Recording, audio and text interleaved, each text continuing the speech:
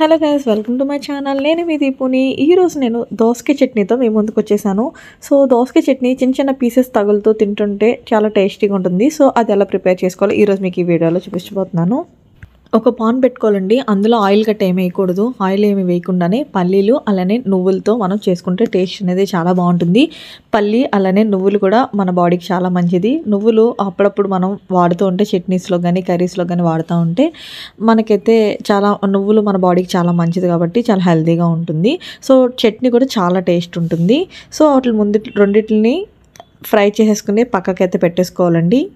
ఇప్పుడు అదే కడాయిలో కొంచెం ఆయిల్ అయితే యాడ్ చేసుకుంటున్నానండి. ఆయిల్ యాడ్ చేసుకుని ఇందులో 1/2 టేబుల్ స్పూన్ జీలకర్ర అలానే మనం ఎంత స్పైసీ తింటామో దానికి తగ్గట్టుగా మనం పచ్చిమిర్చి అనేది యాడ్ చేసుకోవాలి.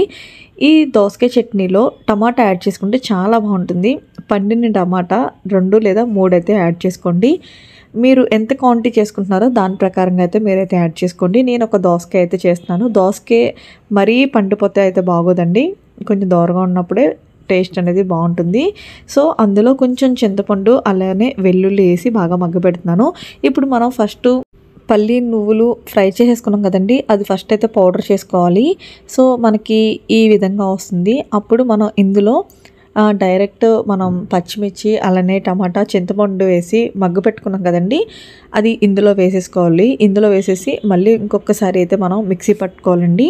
సో నువ్వులు ముందు మిక్సీ పట్టకపోతే ఏంటంటే అవి గ్రైండ్ అవ్వవు, తగులుతూ ఉంటుంది పైకి. సో ఇట్లా పౌడర్ చేసేసుకున్న తర్వాత ఈ మగ్గిన దాన్ని వేసుకుంటే చాలా టేస్ట్ ఉంటుంది. అలానే ఇందులో రుచికి సరిపడా సాల్ట్ వేసుకుంటున్నాను. అలానే పించ్ షుగర్ అయితే యాడ్ చేసుకుంటున్నాను టేస్ట్ కోసం. సో ఇది మిక్సీ పట్టేసిన తర్వాత మనం దోసకాయని చిన్న చిన్న పీసెస్ కింద కట్ చేసుకుని పెట్టుకోవాలండి. సో ఇందులో పావు వంతు దోసకాయ నేను అందులో వేస్తున్నానండి గ్రేవీ రావడం కోసం. సో కొన్ని దోసకాయ ముక్కలు అందులో వేసి మళ్ళీ ఫైన్గా పేస్ట్ అయితే పట్టుకుంటున్నాను. మరీ మెత్తగా పేస్ట్ చేసుకోకూడదండి, కొంచెం కచ్చాపిచ్చిగా చేసుకోవాలి. దాంట్లో మనం మిగిలిన దోసకాయ ముక్కలు ఉంటాయి కదండి, ఆ దోసకాయ ముక్కలు ఇందులో వేసేసుకొని అలానే చిన్న చిన్న పీసెస్ కింద ఆనియన్ కట్ చేసుకోవాలండి. ఆ ఆనియన్ కూడా ఇందులో వేసేసుకుని తాలింపు అనేది రెడీ చేసుకోవాలి. తాలింపు కొంచెం ఆయిల్ అలానే గీ వేసుకుని తాలింపు పెట్టుకుంటే టేస్ట్ అనేది బాగుంటుంది.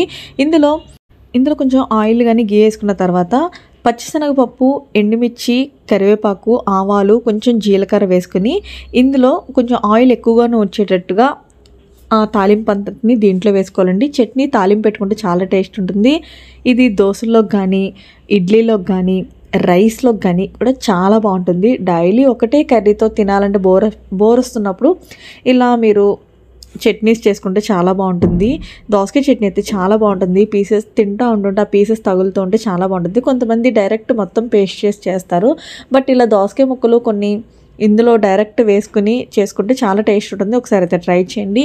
ఎలా వచ్చింది అనేది కూడా నాకైతే కామెంట్ సెక్షన్లో అయితే కామెంట్ చేయండి.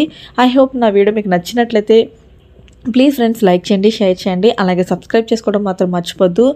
మరిన్ని యూస్ఫుల్ వీడియోస్ని ఇంట్రెస్టింగ్ టాపిక్స్ని మీ ముందుకు తీసుకురావాలంటే నా ఛానల్కి సపోర్ట్ చేయండి. Thanks for watching. బాయ్.